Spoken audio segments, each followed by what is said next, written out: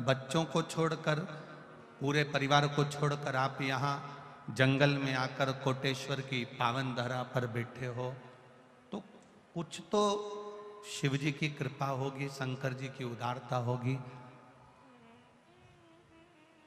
बगीचे में जो फूल अच्छा होता है उसी को तोड़ा जाता है। जो फूल दिखने में भी अच्छा ना हो, जिस फूल में सुगंध भी ना हो, जो फूल किसी काम का नहीं है, जिस फूल की कोई महत्वता नहीं, जिस फूल की कोई आनंदता नहीं, उस फूल को कोई नहीं तोड़ता। जब आपको जो फूल अच्छा लगता है आप उसे तोड़कर अपने पास रखते हो, उसी तरह संपूर्ण पृथ्वी, संपूर्ण भूमंडल, ब्रह्मा ब्रह्म लोक में रहते हैं, भगवान विष्णु वैकुंठ लोक में रहते हैं, इंद्र लोक में रहते हैं, और मेरे देव अधिदेव महादेव इस मृत्यु लोक में रहते हैं। मृत्यु लोक में भगवान शिव को जो अच्छा लगता है, मेरा महादेव उसको पकड़कर अपना बना लेता है। वो पुष्प उसका।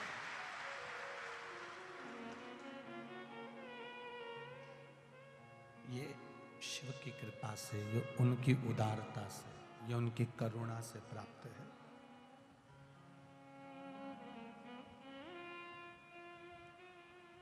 कभी जीवन में देवाधिदेव महादेव को एक लोटा अगर जल चढ़ाया है, शिव जी के मंदिर तक आप गए हैं, शिवालय तक आप गए हैं, शंकर भगवान की चौखट तक आप गए हैं, तो शिव ने आपको थामा है, पकड़ा है, उसने थामा।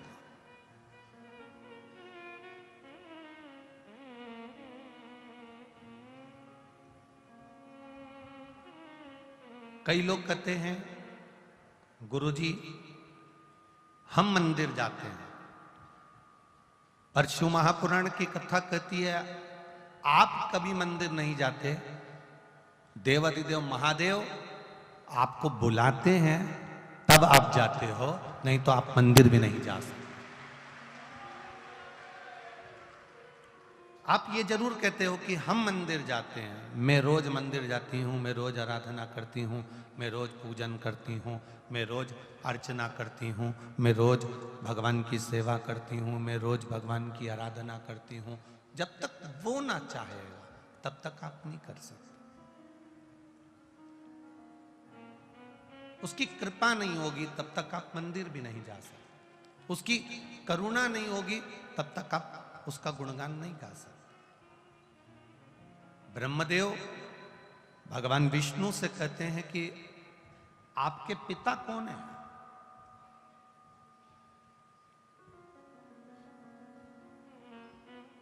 भगवान नारायण के मुख से निकल जाता है कि मेरे पिता वो देव अधिदेव महादेव है, जिसको अपना गोत्र नहीं मालूम होता, जिसको अपना कुल नहीं मालूम होता, जिसको अपना सरनेम नहीं मालूम होता, जिसको अपना गोत्र का स्मरण नहीं होता, तो ब्राह्मण देवता भी कह देते हैं एक काम करो, शंकर भगवान का नाम ले लो, शिव जी का नाम ले लो, भगवान उमापति का नाम ले लो।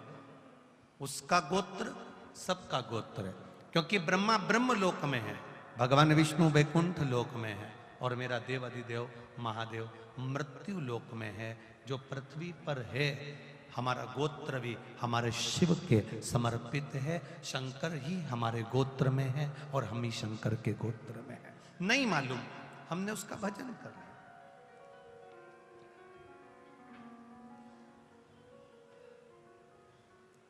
अर्जुन से हमको एक बात सीखना चाहिए।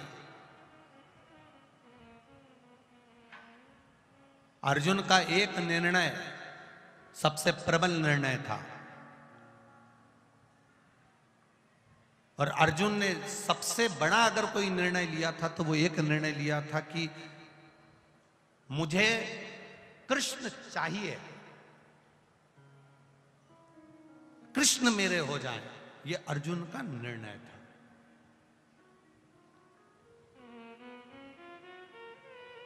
एक प्रबल निर्णय। अर्जुन ने ले लिया कि कृष्ण मेरे होना चाहिए, कृष्ण मेरे हो जाएं और कृष्ण मेरे हो रहे। ये अर्जुन ने निर्णय लिया कि मुझे कुछ चाहिए तो कृष्ण चाहिए। बस अर्जुन ने एक निर्णय लिया था कि मुझे कृष्ण चाहिए और भगवान कृष्ण अर्जुन के हो गए थे। फिर अर्जुन ने कोई निर्णय नहीं लिया, बाकी के निर्णय भगवान कृष्ण ने लिए, अर्जुन चुप बैठे रहे।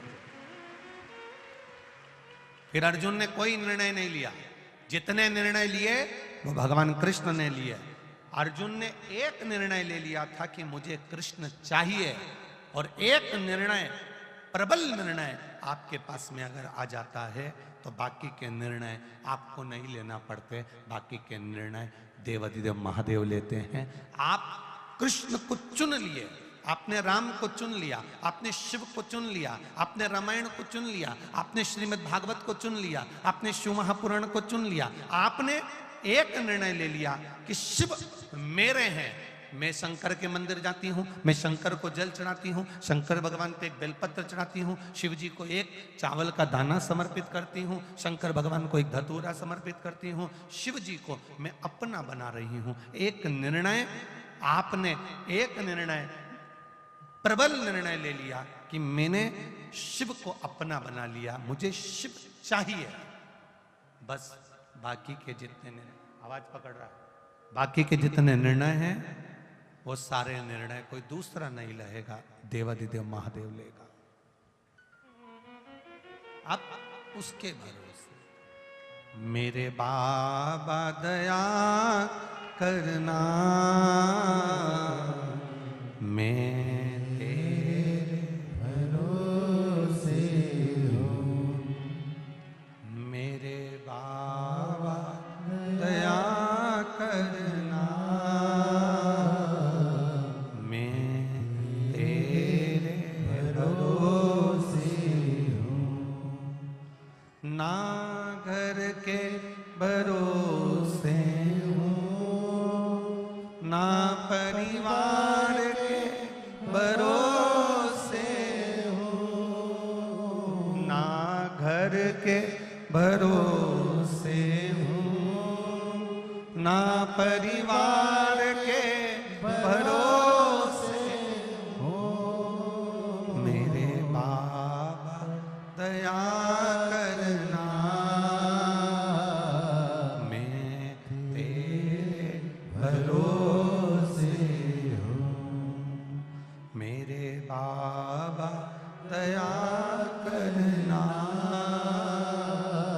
मैं तेरे भरोसे हूँ। आपने चुन लिया देवाधिदेव महादेव को, आपने चुन लिया भगवान शिव को, फिर आपने निर्णय ले लिया कि शिव के मंदिर जाना है, शंकर की आराधना करना है, शिव तत्व को जानना है। फिर शंकर निर्णय करेंगे कि आपका करना क्या है।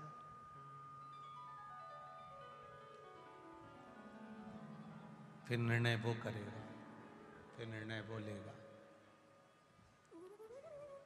ब्रह्मा जी ने भगवान विष्णु से पूछा, आपके पिता कौन है?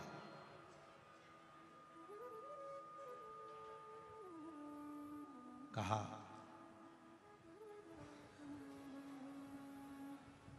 जिसने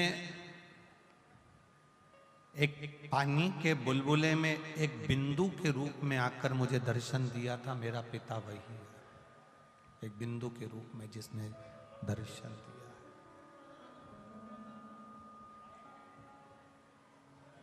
बिंदु के रूप में।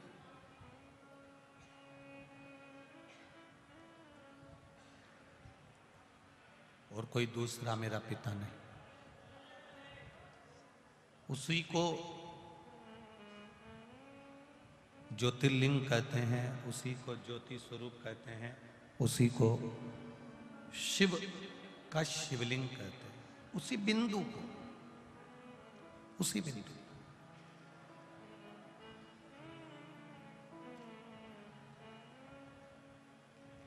अब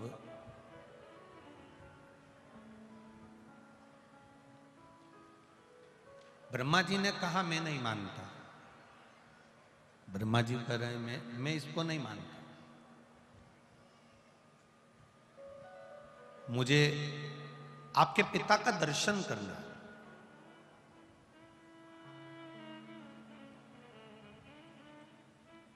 भगवान विष्णु ने कहा चलो, सर्वस्व वही विराजमान है, कण कण में वही बैठा हुआ, चप्पे चप्पे में वही बैठा हुआ, हर जगह पर वही बैठा हुआ है, करो दर्शन, चलो मैं करा देता हूं। एक विशाल पर्वत को ब्रह्मा और विष्णु ने घुमाना प्रारंभ करा। ब्रह्मा और विष्णु ने जब विशाल पर्वत को घुमाना प्रारंभ करा, तब उसमें से एक अग्नि का खंभ प्रकट हो गया, और अग्नि के खंभ ने एक लिंग की आकृति प्रकट हो गई, और लिंग की आकृति प्रकट होकर भगवान देवाधिदेव महादेव ने ब्रह्मा जी और भगवान विष्णु के सामने कह दिया कि आज मुझे प्रकट करा है ब्रह्मा और विष्णु ने, मुझे प्रकट करा है ब्रह्मा और विष्णु ने।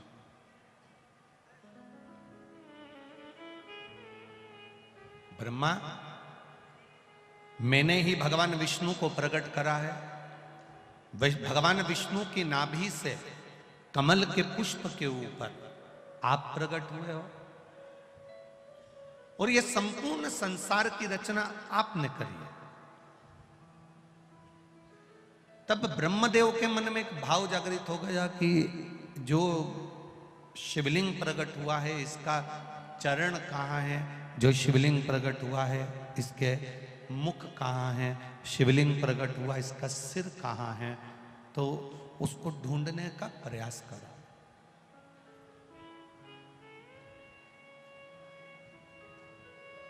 भगवान विष्णु से ब्रह्मा जी ने कहा कि आप कहाँ जाना चाहेंगे? बाहर की आवाज अंदर आ रही है, पर अंदर की आवाज नहीं क्लियर आ रही है, और आवाज बेस जा।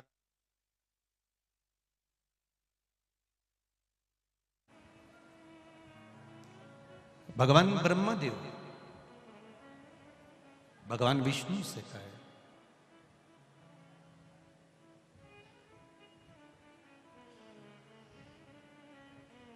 आप शीश का दर्शन करने जाएंगे कि चरण का दर्शन करने जाएंगे? भगवान देवाधिदेव महादेव ने, भगवान शिव जी ने, भगवान विष्णु ने तुरंत ब्रह्मा जी के सामने कह दिया कि मैं भगवान का शीश देखने जाऊं, एक पिता का मस्तक देखने के लिए जाऊं, ये मेरी सामर्थ्यता नहीं है, ये मेरी सामर्थ्यता नहीं। मैं भगवान देवाधिदेव महादेव के शिवलिंग के चरण को ढूंढने के लिए जाऊं। ब्रह्मा जी कहते हैं मैं शीश देखने जाऊंगा। गुरु, माता, पिता, शिक्षक, संत, सतगुरु, इनके शीश को नहीं देखा जाता। अगर देखा जाता है माता, पिता, गुरु, संत, साधु, सन्यासी, तपस्वी, साधक, उपासक, इनके चरण को देखा जाता। क्यों? क्योंकि इनके चरणों को जिसने पकड़ लिया, इनके चरणों को जिसने साध लिया, इनके चरणों को जिसने पकड़ा, बस समझ लो कि भव सागर से पार उतरने का साधन मिल गया। यहां तक शिव महापुराण की कथा कहती है कि बड़ों की बात को जो मान लेता है, बड़ों के कहने को जो मान लेता है, बड़ों की बात को जो मान लेता है, उसको बड़ा बनने से कोई नहीं रोक सकता। वो एक दिन बड़ा बन ही जाता है, जो बड़े की बात माने।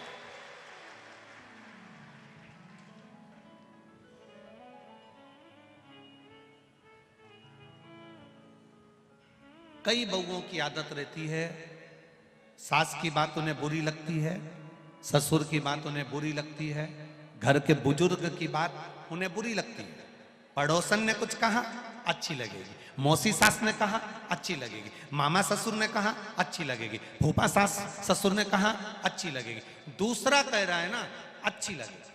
पर वही बात अगर सास कहे तो बुरी लगेगी। और बहू सोचती है कि मेरा नाम बहुत चलना चाहिए, मैं बिल्कुल सास जैसी बन जाऊं, मैं बिल्कुल सास की तरह हो जाऊं, चाबी का गुच्छा मेरे कमर में आ जाए और मेरी बात सब माने। तो मेरा निवेदन है, आप जिस दिन घर के बड़ों की बात मानना चालू कर दोगे उस दिन आप अपने आप बड़े बनते चले जाओगे, आप छोटे नहीं रहो।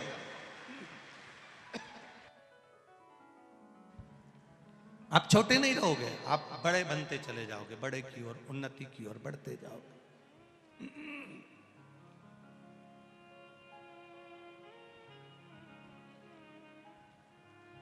हम दूसरे का कहना मानते हैं, हम दूसरे की बात मानते हैं, हम दूसरे के कहने पर चलते हैं। हम दूसरे ने कह दिया तो वो हमने मान लिया, दूसरे ने बोल दिया तो हमने मान लिया, पर अपनों का नहीं मानते। बड़ी विडंबना है संसार की, बहुत बड़ी विडंबना। वृद्धाश्रम में जाते हैं, वृद्ध लोगों को रोटी खिलाते हैं, वृद्धाश्रम में जाते हैं केला खिला देते हैं, वृद्धाश्रम में जाते हैं बुजुर्गों के पास बैठ जाते हैं, वृद्धाश्रम में जाते हैं बुढ़े लोगों के पास, बुजुर्गों के पास बैठकर उनसे बातें करते हैं, वृद्धाश्रम में जाते हैं खूब अच्छे अच्छे फोटो खिंचवाते हैं, वृद्धाश्रम में जाते हैं खाना खिलाते हुए फोटो खिंचवाते हैं, वृद्धाश्रम में जाते हैं फल देते हुए फोटो खिंचवाते हैं, वृद्धाश्रम में जाते हैं उनके पलंग पर बैठकर उनसे बात करते हुए फोटो खिंचवाते हैं। शिव पुराण थोड़ी सी उल्टी है इस मामले में। मेरे देवाधिदेव महादेव का चरित्र थोड़ा अलग है।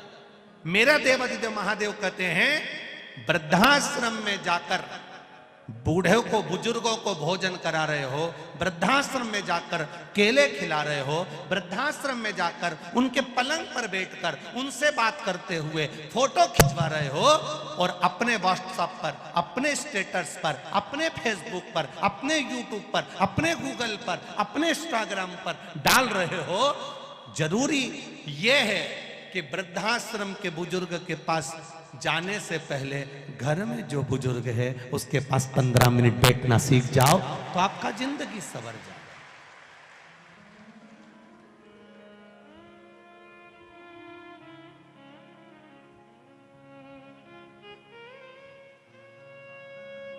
घर में बुजुर्ग बैठे हैं, घर में बुजुर्ग विराजमान है, वो इंतजार कर रहे हैं कि 5 मिनट मेरा बेटा मेरे पास बैठे, मेरे से मेरे दिल की बात करे। ए नाना, ए नंगा, ए छोरा इधर आ, बेटा इधर आ, बाबू इधर आ। वो बिठा है, ये दौड़ के चले जाए, मम्मी टाइम नहीं है, पिताजी समय नहीं है, भागा भागा भागा भागा, बस यहाँ जाए वहाँ जाए, दोस्त के जाए, काम पर जाए, धंधे पर जाए, बिजनेस पर जाए, फैक्ट्री पर जाए, यहाँ जा वहाँ जा, पूरी जिंदगी बस केवल दौड़ रहा, दौड़ रहा।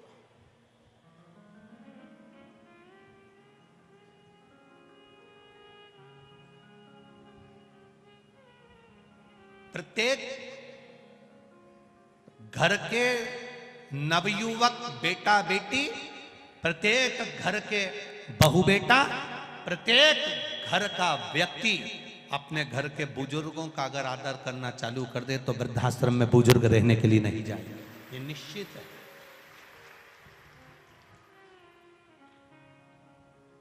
दूर के ढोल, फिर लोग कहते हैं सियोर वाला महाराज मालवा में फिर ताने देना चालू कर देता है। अब तुम सोचो जरा, विचार करिएगा जरा, अपने भीतर उतारिएगा।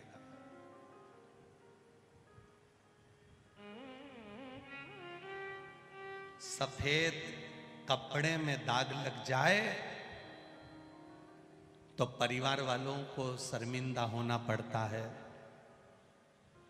समाज वालों को शर्मिंदा होना पड़ता है, कुल वालों को शर्मिंदा होना पड़ता है। पर संत का चोला, भगवान को मानने वाला, पूजन करने वाला, गेरुआ पहनने वाला, और संत का चोला पहनने वाला, और उस संत के चोले पर अगर दाग लग जाए तो देश को शर्मिंदा होना पड़ता है। समझना है।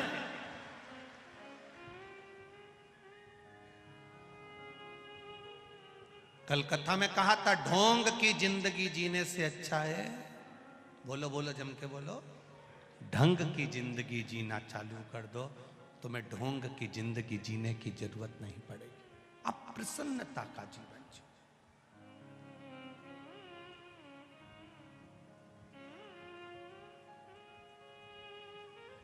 हम भगवान का भजन कर रहे हैं, हम भगवान का कीर्तन कर रहे हैं, हम भगवान का मंत्र जाप कर रहे हैं, हम भगवान का स्मरण कर रहे हैं, 4-4 घंटा बैठकर हम भगवान का पूजन कर रहे हैं, इसके बाद भी भगवान हम पर प्रसन्न क्यों नहीं होता? कारण क्या है? क्योंकि हमने शरीर से परमात्मा को बुलाना चाहा, परमात्मा को पाना चाहा, पर मन से नहीं बुला पाए। मीरा ने मन से परमात्मा को बुलाया था, नरसिंह मेहता जी ने मन से भगवान को बुलाया था। नरसिंह जी तो सांवरिया सेठ का भजन करते थे, पर उनके भाई ने जब धक्का देकर निकाला, उनकी भाभी ने जब धक्का देकर निकाला, तो नरसिंह जी सांवरिया जी के मंदिर जाना था, पहुंच गए थे शंकर जी के मंदिर में। शिव जी के मंदिर में शंकर के शिवलिंग को रात भर आंखों से आंसू बहा बहा कर निला रहे थे, रो रहे थे, मेरा कोई नहीं है, मेरा कोई नहीं है। जैसे एक मुर्दे को शमशान में छोड़कर आते हैं, घर पर आकर सब पूड़ी और सब्जी खाते हैं, चाय पीने वाले चाय पीते हैं, ऐसा कोई नहीं कि घर में मुर्दे को छोड़कर आने के बाद कोई घर का ऐसा व्यक्ति बता दो जिसने पूड़ी सब्जी नहीं खाई, चाय नहीं पी, पानी नहीं पिया, ऐसा कोई व्यक्ति नहीं है। आग लगा के आएंगे और अंदर आवाज दे देंगे, चाय देख लो चाय। आग लगा के आएंगे और पास वाले पड़ोसी मोहल्ले वाले रिश्तेदार पूड़ी सब्जी लाकर दे देंगे।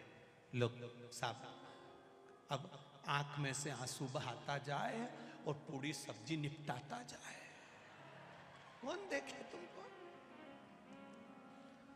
और फिर छोरा से कह दिया, नाना इनगा थोड़ा नमक ला दे, अभी डोकरा के निपटा के आया, अभी शमशान छोड़ के आया, और अब क्या कह रहा है, सब्जी में नमक, थोड़ा नमक ला दे। वो छोरा नमक ला के दे दिया, इन्हें बुड़का के और खाता जाए। कौन याद करे? में आपके भाव जागृत होना चाहिए। हम क्यों, किस लिए?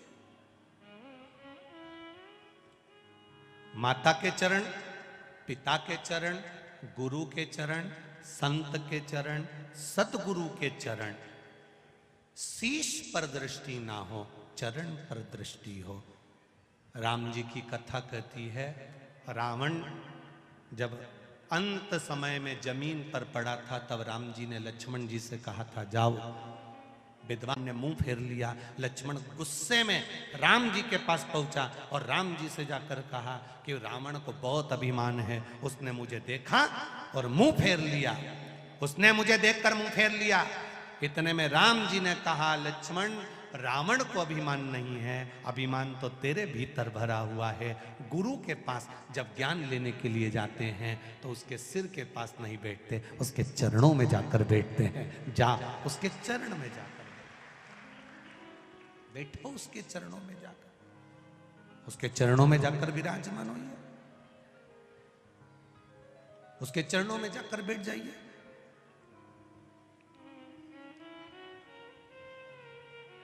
जमीन पर दरार पड़ती है तो पानी बारिश का गिरता है तो दरार को भर देता है। कपड़ा फटता है तो सुई से सिला जा सकता है। शरीर में घाव लग गया तो मल्लम से भरा जा सकता है, पर वाणी का घाव इतना विचित्र होता है वो जिंदगी भर नहीं भरा पाता है, जिंदगी भर। उस वाणी के घाव का स्मरण रखें। हमारे मुख से कोई ऐसा शब्द ना निकले जिससे किसी के हृदय को ठेस पहुंचे, कोई रोए, किसी का मन दुखे, किसी का चित्तवृत्ति दुखे। क्यों?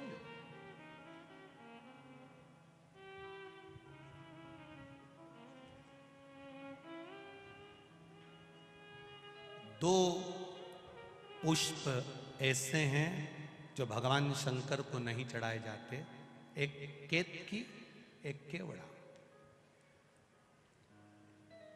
और चंपा भी भगवान शंकर को चढ़ती है, पूरे साल नहीं चढ़ती, केवल भादों के महीने में चढ़ती है, उसके सिवाय नहीं चढ़ती।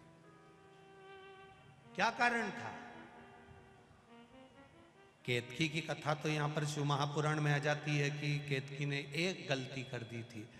जब ब्रह्मा जी शंकर भगवान के शिवलिंग का दर्शन करने के लिए ऊपर जाते गए, शिवलिंग का छोर नहीं मिला, शीश नहीं मिला। ब्रह्मा जी गौ माता को लेकर आ गए, गाय चलो पृथ्वी पर चलकर भगवान विष्णु के सामने कह देना कि ब्रह्मा जी को छोर मिल गया। गौ माता ने कहा मैं झूठ क्यों बोलूं? ब्रह्मा जी ने कहा तुझे एक रोटी दिलाऊंगा, प्रत्येक घर से तुझे खाने को रोटी मिलेगी। एक रोटी के चक्कर में गौ माता ने झूठ बोल दिया भगवान विष्णु के सामने। केवल एक रोटी के लिए गाय झूठ नहीं बोल रही, एक रोटी के लिए संसार का मनुष्य भी झूठ बोलता है, दिन भर झूठ बोलता है, दिन भर। एक बार श्री हनुमान जी महाराज जब अयोध्या में राम जी का राज्य स्थापित हो गया, अयोध्या के राजा श्री राम बन गए, विराजमान हो गए, हनुमान जी घूमते रहते थे तो कपड़े की दुकान वालों ने हनुमान जी को रोक लिया। कपड़े वालों ने, किराने की दुकान वालों ने हनुमान जी को रोका, रोक कर पूछा क्यों रे हनुमान, तूने लंका कैसे जलाई थी? हनुमान जी ने कहा उनने मेरी पूंछ में कपड़ा बांधा, तेल डाला, आग लगाई, मैंने जला दी। रोज कपड़े वाले, किराने वाले हनुमान जी से रोज पूछते तूने लंका कैसे जलाई, लंका कैसे जलाई, लंका कैसे जलाई, हनुमान तूने लंका कैसे जलाई? हनुमान जी ने कहा उनने मेरी पूंछ में कपड़ा बांधा, तेल डाला, आग लगाई, मैंने जला दी। हनुमान ने कहा बस ऐसा? हाँ। किराने वाले, कपड़े वाले बोले एक बार जला के बता। हनुमान जी ने कहा बांधो कपड़ा।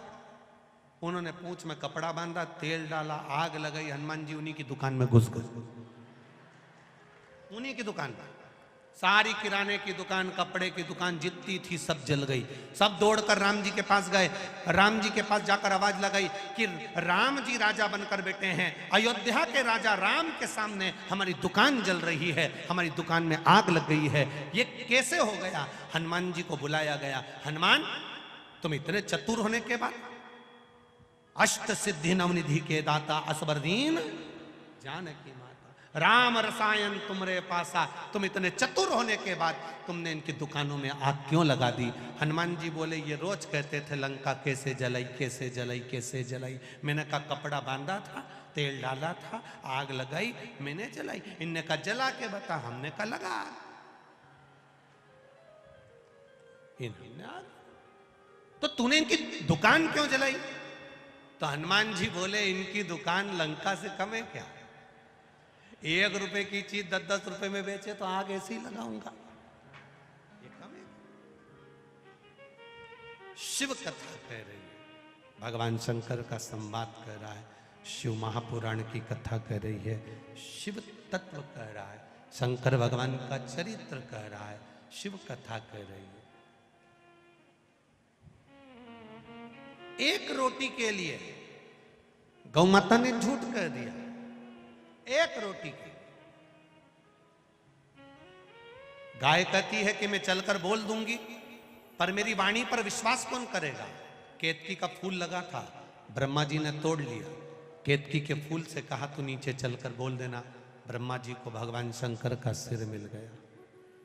केतकी का फूल बोला मैं झूठ क्यों बोलूं? ब्रह्मा जी ने कहा मैं तुझे सुगंधित बना के रखूंगा, तू बहुत सुगंध में रहेगा, बहुत सुगंधित रहेगा। ठीक है। भगवान विष्णु से पूछा ब्रह्मा जी ने, आपको भगवान शंकर के चरण मिले हैं क्या? क्या भगवान शिव के चरण मिले? नहीं। भगवान नारायण ने एक बार सत्य कहा तो शंकर भगवान के शिवलिंग में से आवाज आई, भगवान विष्णु आज से तुम्हारा नाम सत्य नारायण होगा, क्योंकि तुम सत्य बोले। सत्य कहां है तुम? अब ब्रह्मा जी ने कहा कि भगवान विष्णु ने पूछा तुम्हें सिर मिला? हाँ। आकाशवाणी हुई, ये ब्रह्मा झूठ बोल रहे हैं। ब्रह्मा जी ने कहा ना मानो तो गौ माता से पूछो। गाय से पूछा गौ माता, क्या ब्रह्मा जी को भगवान शंकर का सिर मिला?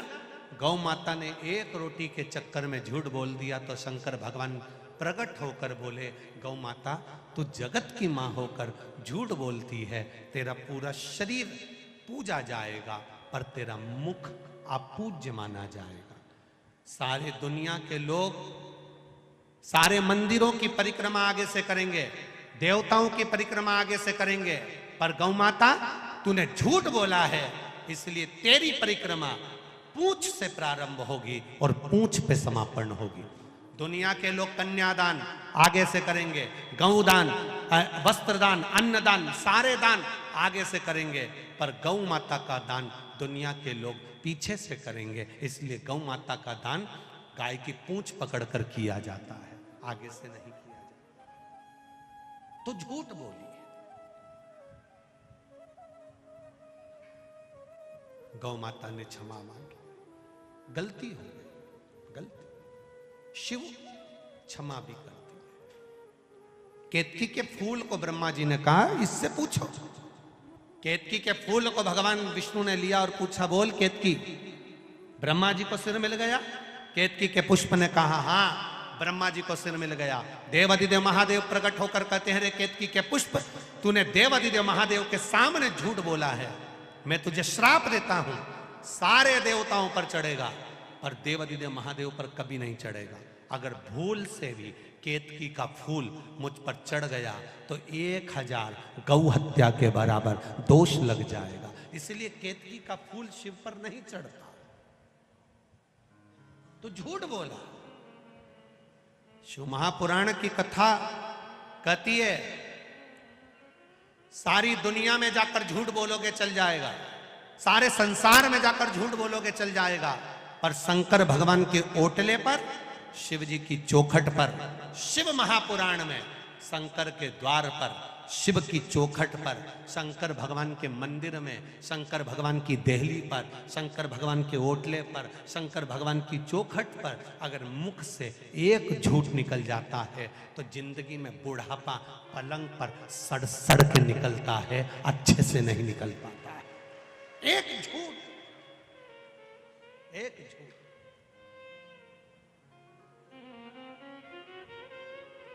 नरक पटक देता। आपका भजन, आपका विश्वास, आपकी श्रद्धा आपको वहां से निकालकर परमात्मा तक ले जा सकते। एक पत्र आया है, देखिए।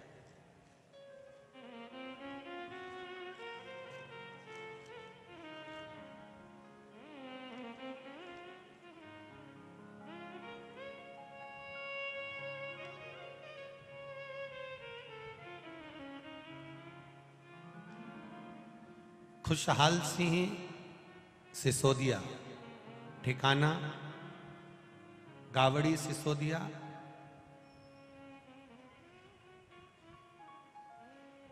ठिकाना गावड़ी सिसोदिया, तहसील बरनागर, जिला उज्जैन। कहीं बैठे हो तो हाथ हिलाइएगा।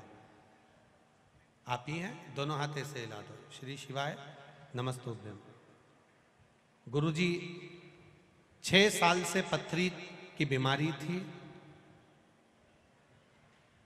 गर्भेडर में पथरी का बड़ा प्रभाव था, शरीर बिगड़ता चले गया, दर्द होता था। डॉक्टरों को दिखाते थे तो कहते थे कि इसका ऑपरेशन कराना पड़ेगा। 30 अप्रैल 2022 से मैंने शंकर भगवान की कथा आपके मुख से सुनी और शिव जी को जल चढ़ाना प्रारंभ करा। 6 साल से जो पथरी की बीमारी थी वो चलती जा रही थी और डॉक्टर ने कह दिया था पथरी भी बड़ी है। गुरुदेव शिव जी को जल चढ़ाता, आपने कहा एक बेलपत्री रोज खाओ, शरीर में अगर रोग है तो बेलपत्री का सेवन करो। शंकर जी को जल चढ़ाता, आचमन करता, बेलपत्री खाता। गुरुदेव 30/12/2022 मैंने 30 अप्रैल से कथा सुनना चालू करी और दिसंबर के महीने में मैं शंकर भगवान को जल चढ़ाकर जैसे ही पानी पीकर, जल पीकर और बेलपत्र खाकर आया तो मुझे बहुत तेज दर्द उत्पन्न होने लगा। दरवाजे पर ही इतना दर्द हुआ कि मैं वर्णन नहीं कर सकता। गुरुदेव घर आते ही मेरी बाथरूम बंद हो गई और मुझे बाथरूम भी नहीं आई। पूरा दिन निकल गया, समय निकलता गया, दर्द बढ़ता गया।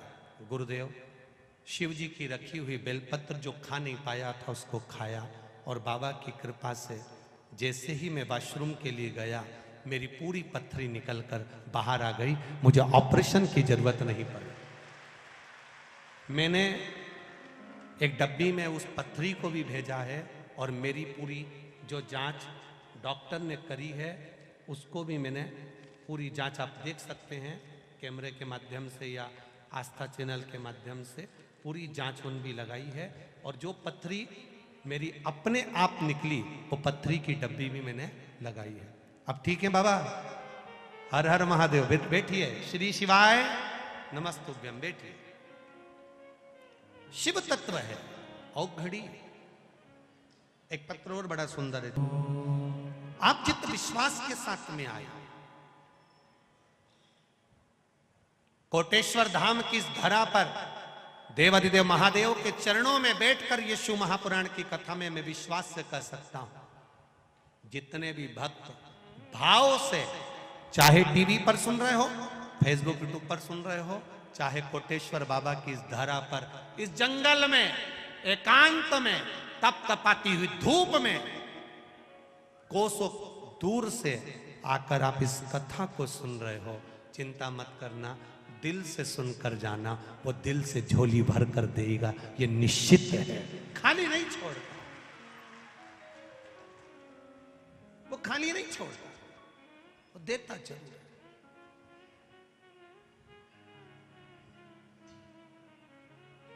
दिखावे से परे हो जाओ। कई लोग ताना देंगे, क्या रखा है शिव जी के पास जाने से, शंकर जी को जल चढ़ाने से क्या मिलता है, शंकर भगवान के मंदिर जाने से क्या मिलता है, शंकर जी का गुणगान करने से क्या मिलता है, शिव तत्व को पाने से क्या मिलता है। ये पत्र प्रतिदिन इतने पत्र आते हैं, ढेर लगा रहता है पत्रों का। सारे पत्र यहीं छूट जाते हैं।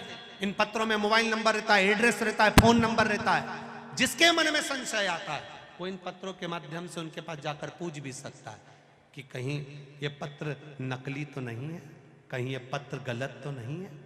जाओ पूछो। बस निवेदन इतना है, ढोंग की जिंदगी में ना पड़ना, छल में ना पड़ना, अंधविश्वास में ना पड़ना, चमत्कारों के चक्कर में मत पड़ना। पढ़ना तो मेरे महादेव के चक्कर में पढ़ना। अपनी भक्ति के बल पर वो प्रकट होगा, भक्ति के बल।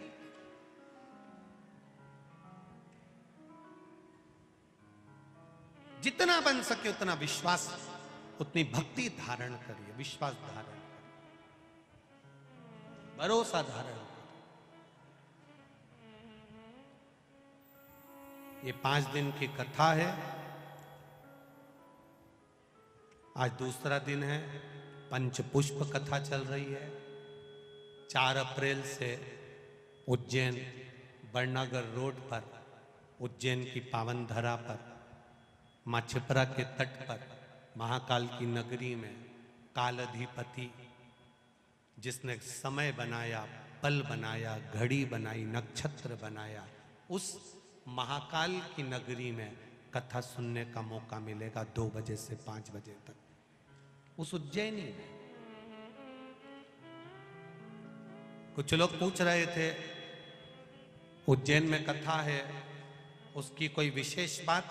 हमने कहा विशेष बस इतना ही है कि घड़ी खराब होती है तो उसको कपड़े की दुकान पर लेकर नहीं जाते, किराने की दुकान पर लेकर नहीं जाते, जिसने घड़ी बनाई है उसकी दुकान पर लेकर जाते हैं। तो जिसने पल बनाया, नक्षत्र बनाया, समय बनाया, काल बनाया, उस महाकाल के दरवाजे पर कथा सुनने को मिल रही है। तो घड़ी तो सुधारेगा, घड़ी सुधरेगी। अब घड़ी की दुकान पे घड़ी जाएगी। ये शिव तत्व है। ये उघड़दानी की कथा। केतकी, तूने झूठ बोला। झूठ बोल दो, कहीं पर भी बोलोगे चलेगा, पर शिव के धाम पर नहीं, शंकर के पास नहीं, शिव महापुराण में नहीं, शंकर की चौखट पर नहीं, शंकर के द्वार पर नहीं, शिव जी के ओटले पर नहीं। पहले के समय में अदालत नहीं होती थी, पहले के समय पर अदालत नहीं होती थी, पहले के समय पर पंचायत नहीं होती थी। पहले के समय पर अगर कोई गड़बड़ करता था उसको शंकर जी के मंदिर ले जाते थे, उठा गंगा जली, और कहते तूने ऐसा नहीं किया। केवल शंकर के मंदिर ले जाकर बिठा देते, उठा गंगा जली, तूने ऐसा करा कि नहीं करा, उठा गंगा जली, तू ये बोला कि नहीं बोला। क्यों? क्योंकि शंकर के मंदिर में अगर झूठ बोला जाता है तो जिंदगी पूरी नरक से बदतर, बुढ़ापा सड़ सड़ के निकलता है। डॉक्टर कह देते हैं अंतिम समय चल रहा है, इसको घर ले जाओ, घर पर भी 1-2 साल ऐसे ही निकल जाते हैं। बहुएं हर बार गीता जी सुनाती है तो भी मरते ही नहीं। गंगा जली 4-5 बार पिला दी तो भी प्राण नहीं छूटते, गाय दान करा दी तो भी प्राण नहीं छूटते, सब कुछ कर दिया इसके बाद भी प्राण नहीं छूटते। पंडित जी से जाकर पूछा, ससुर जी बड़े बीमार पड़े, सासू जी बड़ी बीमार पड़ी, दादा ससुर बड़े बीमार पड़े, हमारे नाना ससुर बड़े बहुत बीमार पड़े, इनकी मुक्ति कैसे होगी, कारण क्या है, कैसे होगा? गीता जी सुना दी, मोक्ष कथा सुना दी, सब कुछ सुना दिया, पर मुक्ति नहीं। उसका कारण क्या है? केवल एक कारण है कि किसी शंकर के मंदिर के ओटले पर बैठकर गप्पे मारते मारते झूठ बोल दिया होगा। और झूठ की जो सजा है वो साधारण नहीं, वो सहज नहीं।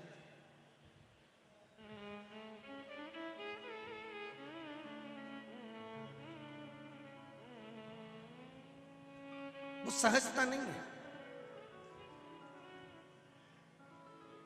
इसीलिए शिव महापुराण की कथा कहती है महाराज, इसीलिए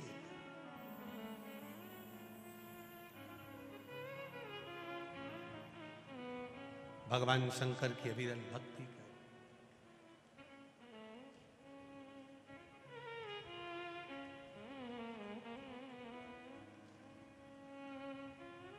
महाराज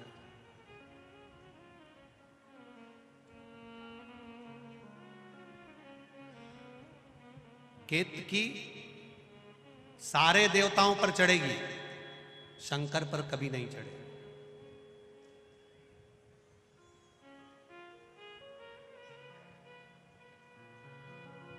केवड़ा शिवजी पर क्यों नहीं चढ़ता? केवड़े का पुष्प शंकर तक क्यों नहीं पहुंचता? केवल एक कारण, चंपा साल भर भगवान देवादिदेव महादेव पर क्यों नहीं चढ़ता? केवल भादो का महीना, केवल एक भद्रपद, बाकी का समय नहीं। कारण क्या है? केवल निंदा में व्यस्त रहता था। केवड़ा और चंपा दोनों का एक ही काम था, दिन भर केतकी की निंदा में लगे रहते थे। आप सबसे एक निवेदन है, कोई गलती करे, कोई गलत काम करे, उसने करने वाले ने कर दिया, हम क्यों उसकी निंदा करें, हम क्यों उसके लिए अपशब्द बोले, हम क्यों आड़ा टेढ़ा बोले? वो निंदा में लगा। शिव जी ने श्राप दे दिया, केतकी को जो दोष है वही की वही दोष तुम दोनों को भी लगेगा, क्योंकि उसने जो पाप करा है उस पाप का गुणगान तुम दोनों ने किया है। पाप का गुणगान तुम दोनों ने किया। बहुत बहुत ध्यान देना, जरा इस चरित्र पर थोड़ा सा ध्यान देना। बहुत कोई व्यक्ति का हम निंदा करते हैं ना, तो उसका पाप हमारे माथे चढ़ता चले जाता है। निंदा करने वाला, जिसकी हम निंदा कर रहे हैं, उसका पाप। एक कथा पहले कही थी, आप लोगों के स्मरण में होगा। एक राजा को एक बीमारी लग गई, पूरा शरीर टपक रहा, गिर रहा, पूरा शरीर टपक रहा, गिर रहा, बड़ी भयंकर बीमारी, गल गल कर शरीर नीचे गिर रहा था। राजा ने सारे वेदों को दिखाया, सारे डॉक्टरों को दिखाया, पर राजा का शरीर ठीक नहीं हुआ। आखिरी में राजा ने विचार कर, अब करूं तो करूं क्या। गुरु जी के पास गया, गुरुदेव मेरे शरीर में एक रोग लग गया, शरीर टपक टपक कर जमीन पर गिर रहा है। गुरुदेव मेरा शरीर गल रहा है, गुरु जी आप बताओ, कुछ अच्छा बता दीजिए। गुरु जी ने कहा, राजन तेरा शरीर गिर रहा है? हाँ। टपक रहा? हाँ। शरीर गल रहा है? हाँ। राजन तेरा भाई था ना, वो तो मर गया, भाभी कहाँ है? घर में। राजन एक काम कर, जहां जिस कक्ष में तेरी भाभी सोती है, उस कक्ष के बाहर रात्रि के समय पर जाकर दरी बिछाकर सोना चालू कर दे। किसी को बताना मती, किसी को बोलना मती, किसी से कुछ कहना मती, बस भाभी के कमरे के बाहर जाकर सोना चालू कर दे। ठीक है महाराज, इससे अच्छा हो जाऊंगा? बिल्कुल अच्छा हो जाएगा, जा सो। अब गुरु जो बताता है बड़ा विचित्र बताता है। दुनिया के लोगों को भले लगता है क्या शंकर जी को जल चढ़ाने से ऐसा हो सकता है, क्या बेलपत्र चढ़ाने से ऐसा हो सकता है, क्या धतूरा चढ़ाने से ऐसा हो सकता है, क्या शहद चढ़ाने से ऐसा हो सकता है, क्या चावल का दाना चढ़ाने से ऐसा हो सकता है, क्या शंकर जी के मंदिर में सफाई करने से, शिव जी के मंदिर को धो देने से शंकर के मंदिर को साफ कर गया, उसके मर गया, उसके कमरे में जाकर सोता। भाई मर गया और राजा भाभी के कमरे में जाकर सो रहा है। एक दासी ने दूसरी से कहा, दूसरी ने तीसरी से कहा, तीसरी ने चौथी से कहा, चौथी ने पांचवी से कहा। बात पूरे नगर में फैल गई। लोग राजा को गालियां देने लगे, अपशब्द कहने लगे, ताना देने लगे, आड़ा टेढ़ा कहने लगे, कोसने लगे, खूब अपशब्द कहने लगे। राजा धीरे धीरे धीरे धीरे राजा का शरीर अच्छा होते चले गया, राजा का शरीर ठीक होते होते चला गया। राजा एक नारियल लेकर, श्रीफल लेकर गुरुजी के पास पहुंच गया। गुरुजी, किसी डॉक्टर की दवाई नहीं लगी, किसी वेद की औषधि नहीं लगी, केवल भाभी के कमरे के बाहर सोने से मेरी बीमारी ठीक हो गई। कैसे हो गई? गुरुजी ने कहा, राजा तेरा पाप बहुत बढ़ गया था, उस पाप को समाप्त करने के लिए तेरी निंदा करवाना प्रारंभ करी, तेरी बुराई करवाना प्रारंभ करी। दुनिया के लोगों ने जब तुझे गाली देना चालू करा, अपशब्द कहना चालू करा, बुराई करना चालू करा, निंदा करना चालू करा, तो तेरा रोग, तेरी बीमारी अपने आप समाप्त हो गई। तेरा रोग मिट गया, तेरी बीमारी समाप्त। तुम देखना, अपने अपने घरों में देखना, बहू का घुटना दुख है, बहू की कमर दुख है, बहू की पीठ दुख है, बहू का सिर दुख है, बहू का हाथ दुख है, बहू का पांव दुख है, और 70 साल 80 साल की डोकरी का कुछ नहीं दुख है।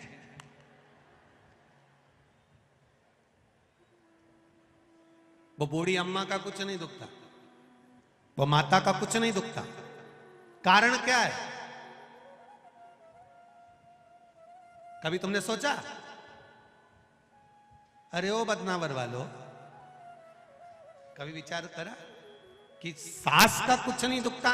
सवेरे 4 बजे 5 बजे उठती, झाड़ू लगा लेती, दांत अभी तक जोरदार, चना भी खा जाती, और तू देखे तो 2-3 बार तो कुल्ला करके आती, आंखें इतनी बढ़िया कि अभी भी सुई में धागा पिरो ले, और तू सुई में धागा पिरोए तो 2 बार चश्मा को उतार के साफ करके फिर चढ़ा ले।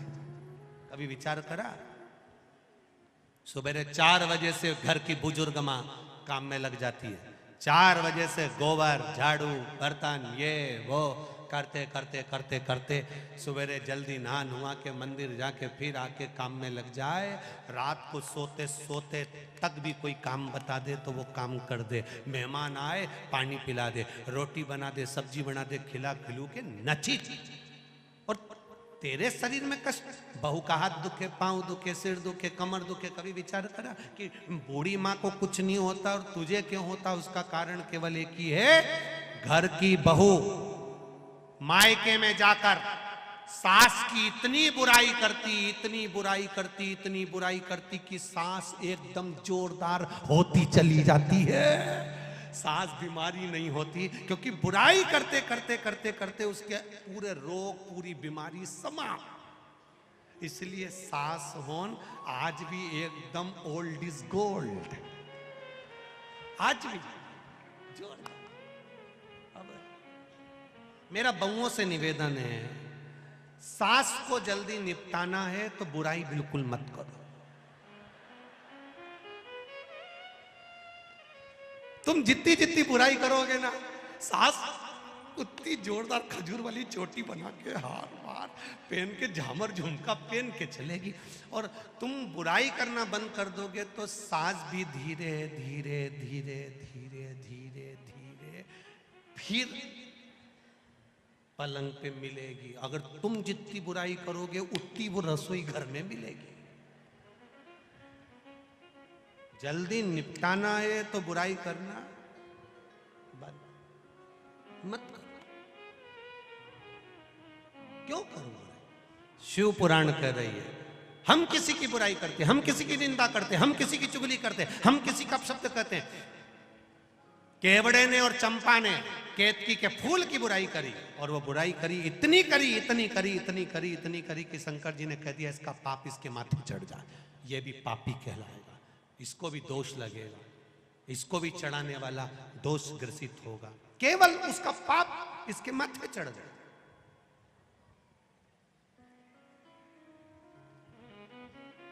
जिंदगी में कभी किसी की निंदा नहीं करना, किसी के लिए अपशब्द नहीं कहना, किसी के लिए ताना नहीं देना, किसी को आड़ा टेढ़ा नहीं कहना। अगर कहना तो केवल भगवान का भजन, स्मरण, कीर्तन कहना, केवल भजन।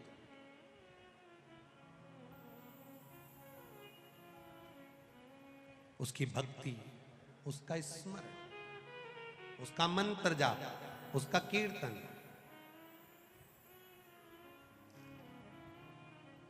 और उसकी भक्ति में जितना रम सकते हो,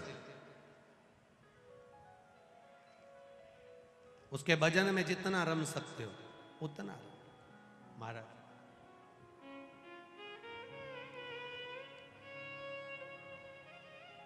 वो कहते हैं ना, मीराबाई को लोगों ने ताने पर ताना दिया, गाली पर गाली दी, अपशब्द पर अपशब्द किया, पर मीराबाई भगवान की भक्ति में रमी रही, लगी रही।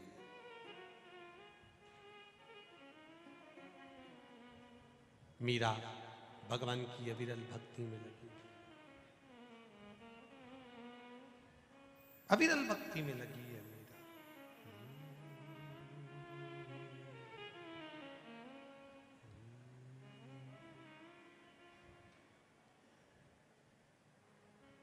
राम जाने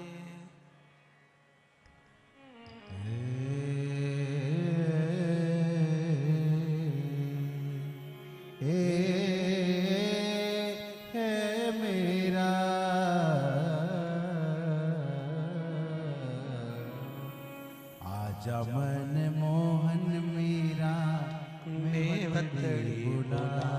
यहाँ पर भरोसा करोगे तो एक ना एक दिन खड्डे में डूब के मर जाओगे। परमात्मा पर करा गया भरोसा, परमात्मा पर करा गया विश्वास आपको तार देता, डूबने नहीं देता, वो तार देगा।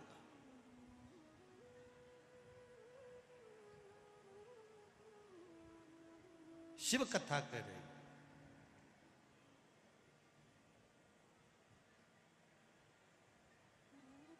जिस पुष्प में सुगंध नहीं थी,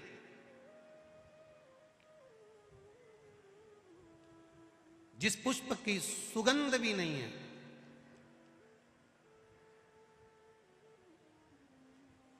और जहर भी बहुत भरा हुआ है, कोई गंध नहीं उसमें, कोई सुगंध नहीं उसमें,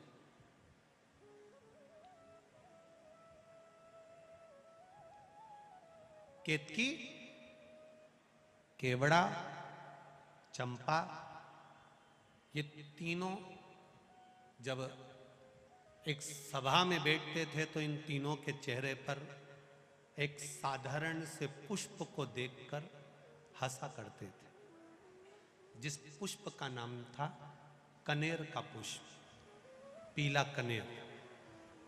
मैं आस्था चैनल के कार्यकर्ताओं से कहूंगा कि पीला कनेर के पुष्प का दर्शन अवश्य कराएं, जो शंकर भगवान को अति प्रिय है। पंच पुष्प में से दूसरे नंबर का पुष्प है। पहले नंबर का कौन सा था?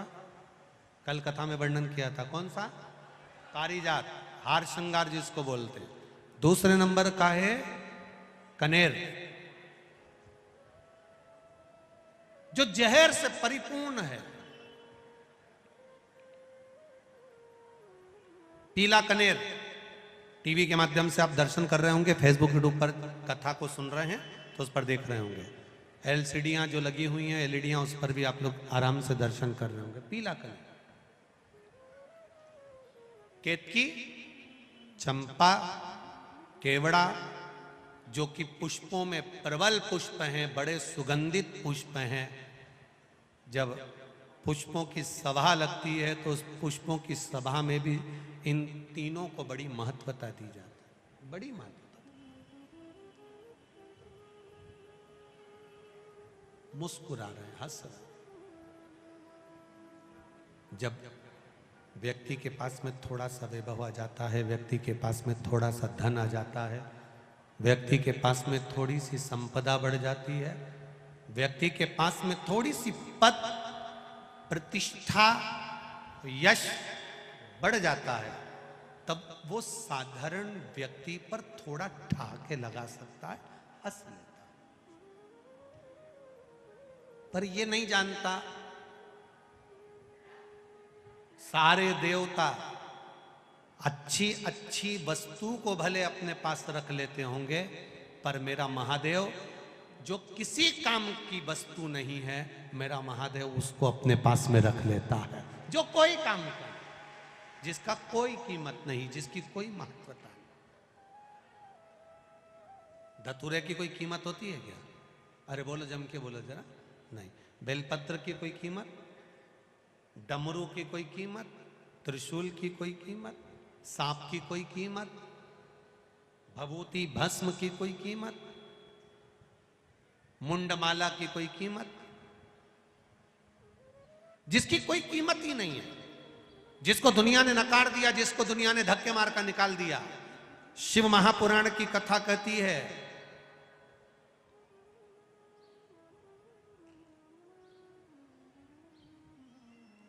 दुनिया धक्के मार दे चलेगा, संसार के लोग धक्के मार दें चलेगा, कोई दिक्कत नहीं, क्योंकि दुनिया की तो आदत है।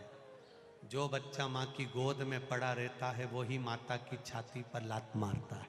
ये तो रीति है, ये नियम है। जो माँ की गोद में पड़ा हुआ है वही माता की गोद में लात चलाता है, माता की छाती पर लात मारता है।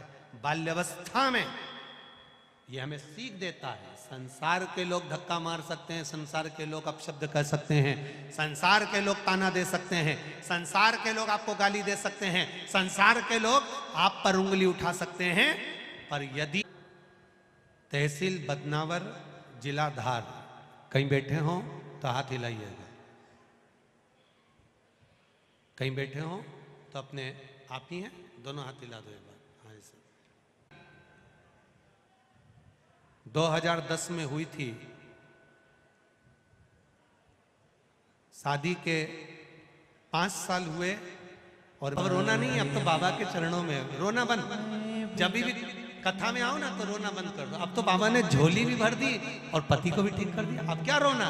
खाली न जाता कोई दर से तुम्हारे, मैं भी खड़ी हूँ नंदे बाहे पसारे, अपने हृदय से लगा लगा लो, गिरी जा रहे हो, उठा लो, उठा लो।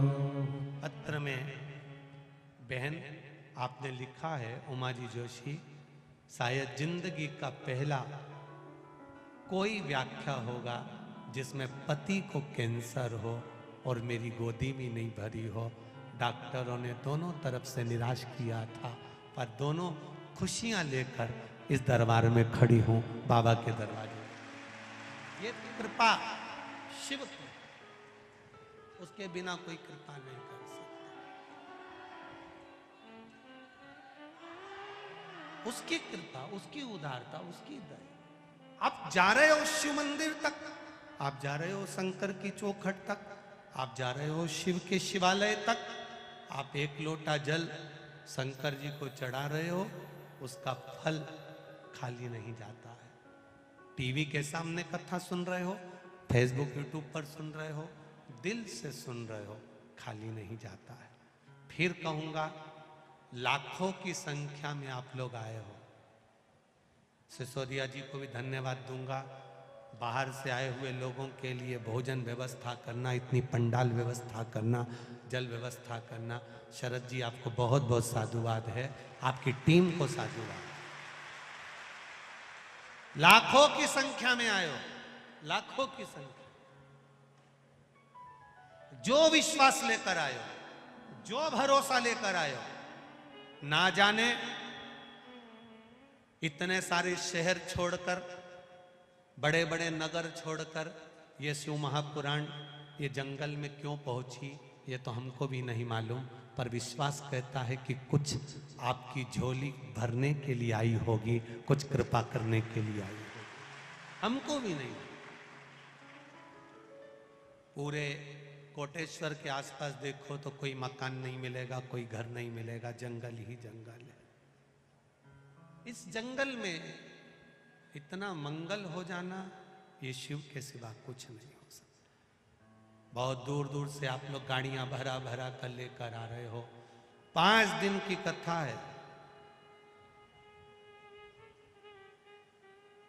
दिल से सुन ली, 3 महीने में वो क्या देगा, 3 महीने भी जाने दो।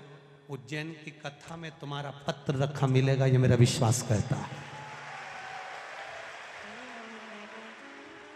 ये मेरा भरोसा करता है, विश्वास। जिसने दिल से सुनी है, जिसने भरोसे से सुनी है, जिसने दृढ़ता से सुनी, छल से नहीं, दिखावे से नहीं। छल और दिखावा तो होना ही नहीं, अब दिल से सुनो, जहां मिल जाए। कल भी टेंट बढ़ाया, आज भी पूरा टेंट और बढ़ाया जाएगा। माना आप लोग ज्यादा संख्या में आए हो, खड़े हो, जगह नहीं, फिर भी आपका विश्वास 3 घंटे तक एक जैसे धूप में खड़े रहना, बाहर खड़े खड़े खड़े खड़े कथा को श्रवण करना, ये विश्वास नहीं तो और क्या है। कनेर विशेला है, कनेर का फूल सुगंध नहीं है, कनेर के पुष्प में कोई सुगंध नहीं, कोई तत्व नहीं पड़ा है। केतकी हंस रही है, केवड़ा हंस रहा है, चंपा हंस रहा है। दुनिया के लोग जिस पर हंसते हैं, दुनिया के लोग जिस पर उंगली उठाते हैं, दुनिया के लोग जिससे नफरत करते हैं, मेरा महादेव उससे प्रेम करता है, मेरा महादेव उसको प्यार दे दिया धक्का किसी। दुनिया के लोग जिससे नफरत करते, दुनिया के लोग जिसको धिक्कार देते हैं, धतूरे को कौन पूछे, कांटे वाले पौधे को कौन पूछे, कनेर को कौन पूछे। कोई पशु पक्षी नहीं खाता कनेर को, विष भरा है, आंकड़े में विष भरा है, मंदार में विष भरा है, समी के पत्ते कांटों में पैदा होते हैं, बेलपत्री का पत्ता कांटों में पैदा होता है, सब में कुछ ना कुछ दोष है, फिर भी मेरा महादेव उनको स्वीकार करा हुआ है। मेरा महादेव उसको स्वीकार, दोष है, वो दोष दुनिया को दिखता होगा। लोग कहते होंगे बेलपत्री में कांटे हैं, समी के पत्ते में कांटे हैं, लोग कहते होंगे कनेर जहरीला है, शंकर जी को चढ़ाना नहीं चाहिए, धतूरे में कांटे हैं, भांग में ऐसा है, उसमें ऐसा है। दुनिया के लोग इनमें दोष देखेंगे, पर मेरा महादेव दोष में भी कुछ अच्छा देख लेता है। नारद जी ने देखा, सब हंस रहे थे, कनेर के पुष्प को नारद जी ने तोड़ा, तोड़ते तोड़ते आकाश मार्ग से नारद जाते जाते उस कनेर के पुष्प को एक कैलाश की शिला पर रख दिए। कैलाश की शिला पर वो कनेर का पुष्प रखा था, उस कनेर के पुष्प को भृंगी ने उठा लिया। भृंगी ने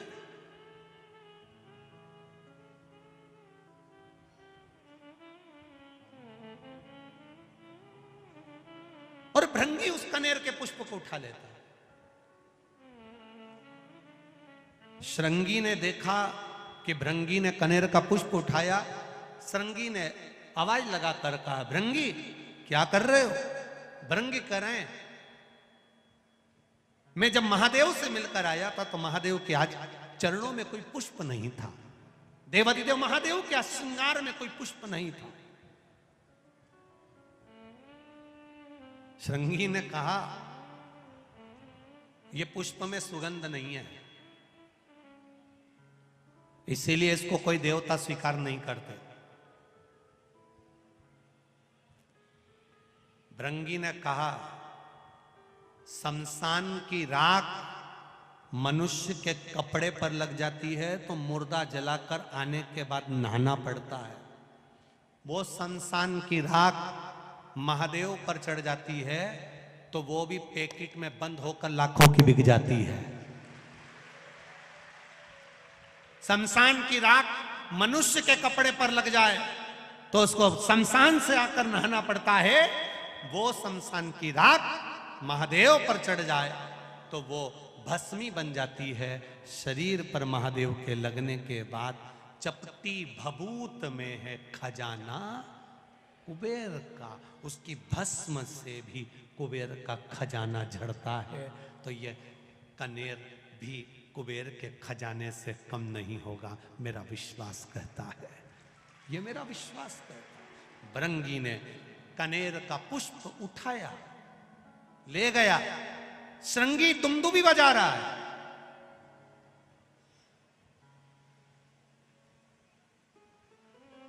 श्रृंगी दुमदुमी बजा रहा है। देवी भागवत कह रही है, कुर्म पुराण कह रही है, कुर्म पुराण का 24वां अध्याय कह रहा है। भृंगी ने पुष्प उठाया और श्रृंगी दुमदुमी बजा रहा है।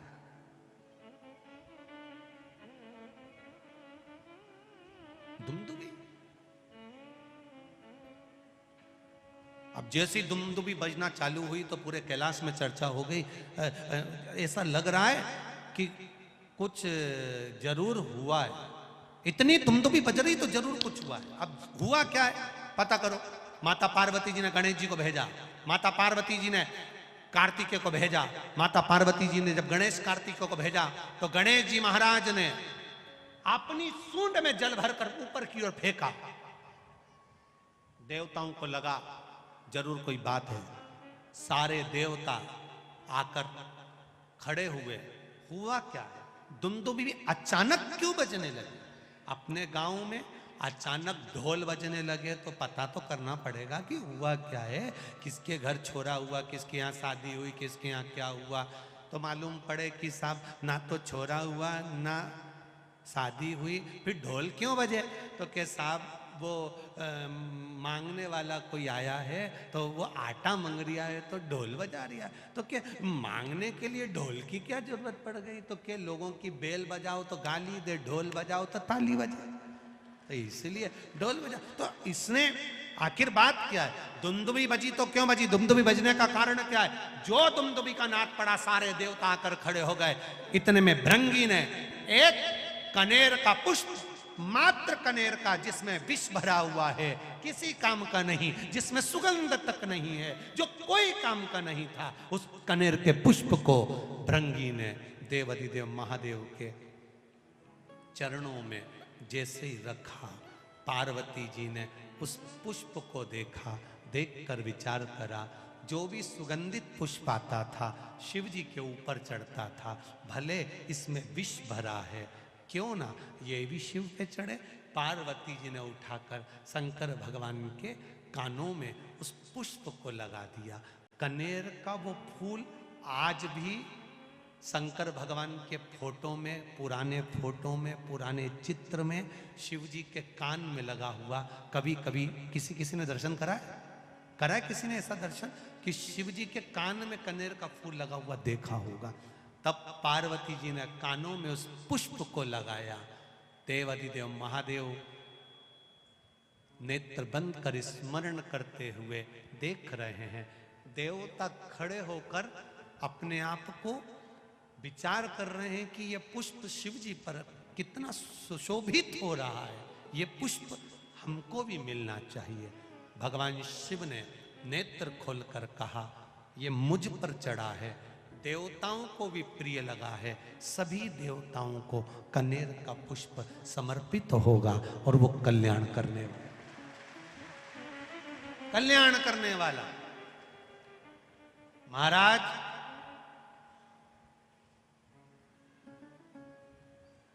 जहां पर पति और पत्नी के संबंध बेकार हो जाते हैं, विवाद हो जाता है, अदालत में बात पहुंच जाती है, परिवार वालों पर दहेज का केस चालू हो जाता है, कहीं ना कहीं किसी ना किसी रूप में कार्रवाई चालू हो जाती है। पति पत्नी में वापिस प्रेम को बढ़ाया जाए, उस प्रेम को बढ़ाने के लिए शंकर भगवान का समझ लीजिए शिवलिंग, कनेर के पुष्प की माला, काई के पुष्प की, कनेर का वो पीला जो फूल होता है, आप टीवी पर दर्शन कर रहे होंगे, कनेर के पुष्प की माला जो ऊपर जलाधारी लगी है, जिस जलाधारी में से बूंद बूंद पानी गिरता है, ये शंकर भगवान की 5 बेटियों का स्थान है। कौन कौन सी बेटी? नाम ले, जया, विषहरा, श्यामली बारी, दौतली और 5वें नंबर की देव। ये शिव जी की 5 लड़की है जो पानी बूंद बूंद नीचे गिरा रही है। शंकर भगवान की बेटियों के स्थान से शंकर भगवान की जो ये जलाधारी है, जलाधारी अशोक सुंदरी वाला स्थान, ये जो जलाधारी है, बेटियों के स्थान से जलाधारी तक जो कनेर के माला बनाकर स्पर्श कर कर लगा देता है, शिवरात्रि के दिन प्रदोष काल के समय पर उस पति पत्नी में कितना भी झगड़ा हो रहा हो, आपस में प्रेम बनना प्रारंभ हो जाता है। अदालत का केस धीरे धीरे समाप्त होने लगता है। अदालती कार्रवाई, यहां तक कहा गया कनेर का पुष्प, भाई भाई में विवाद हो रहा हो, जमीन के लिए विवाद हो रहा हो, किसी प्रॉपर्टी के लिए विवाद हो रहा हो, या किसी अन्य विवाद में पड़े हुए हो, या तुम्हारे दुश्मन बढ़ रहे हो, तो भी कनेर का पुष्प शिव को समर्पित किया जाता है। कनेर का पुष्प सुख प्रदान करना, आनंद देना, जिसको कोई ना पाए उसको मेरा महादेव पाए। महाराज, खाली ना जाता कोई दर से तुम्हारे, मैं भी खड़ा हूं नन्ही पाए, अपने हृदय से लगा लो गिरा जा रहा हूं, शिव कथा कर। कल कोई माता जी ने पत्र लिखा था, उसमें लिखा था, गुरुजी हमारे पत्र नहीं पढ़ते। पत्र बहुत सारे रहते हैं, हम प्रयास करेंगे कल की कथा में आपके पत्रों को भी लिया जाए। नए पत्र आएंगे, उसके साथ आपके पत्र भी कल की कथा में हम लेंगे, प्रयास करेंगे। भगवान शिव की कथा करें। दूसरे नंबर का पुष्प, पहला कौन सा है? बोलते जाओ, पारिजात। दूसरा कनेर का पुष्प, सुख प्रदान करने वाला, आनंद देने वाला, शिव को प्रियता में भी प्रिय। महाराज भगवान शंकर और माता पार्वती जी का मंगल विवाह हो रहा है। जोरदार ताली बजाकर शिव पार्वती के मंगल विवाह का दर्शन करेंगे आनंद के साथ। एक पत्र में प्रश्न अच्छा है, 2 मिनट आप लोग इसका स्मरण करें। अच्छा प्रश्न है। पूर्ण कामेश्वर महादेव मंदिर भैसोला चौपाटी से यह पत्र आया है, जिसमें लिखा है, गुरुदेव गणेश जी, कार्तिकेय जी, पार्वती जी अलग अलग बैठते हैं। हम लोग शिव जी पर जल चढ़ाते हैं तो इन पे भी जल चढ़ाते हैं, इनको भी पंचामृत चढ़ाते हैं। चढ़ाना चाहिए, नहीं चढ़ाना चाहिए? ध्यान देना, गणेश जी, कार्तिकेय जो भी विराजमान रहते हैं, पार्वती, इनका श्रृंगार ब्राह्मण देवता कर देते हैं, पंडित जी कर देते हैं। इसलिए इन पर अभिषेक, जल, दही, शहद, घी नहीं चढ़ाना चाहिए। शंकर भगवान का जो शिवलिंग है, इस शिवलिंग में शंकर जी भी हैं, पार्वती जी भी है, गणेश जी हैं, कार्तिकेय है, अशोक सुंदरी है, शंकर जी बैठे हैं। जब आप इसी पर जल चढ़ा दोगे शिवलिंग के ऊपर, तो ये सारा जल, सारा पंचामृत गणेश जी, कार्तिकेय, देवी जी सबको मिल जाता है। अलग से चढ़ाने की जरूरत नहीं पड़ती है, इसका ध्यान रखें। ब्राह्मण देवता जब मंदिर में पार्वती, गणेश जी, कार्तिकेय का श्रृंगार कर देते हैं, तो उन पर जल या पंचामृत नहीं चढ़ाना चाहिए। केवल शिवलिंग पर चढ़ाओ, शिवलिंग का पूजन करो। माता पार्वती जी शिव जी के गले में जयमाला पहना रही हैं। जोरदार ताली बजाएं, हर हर।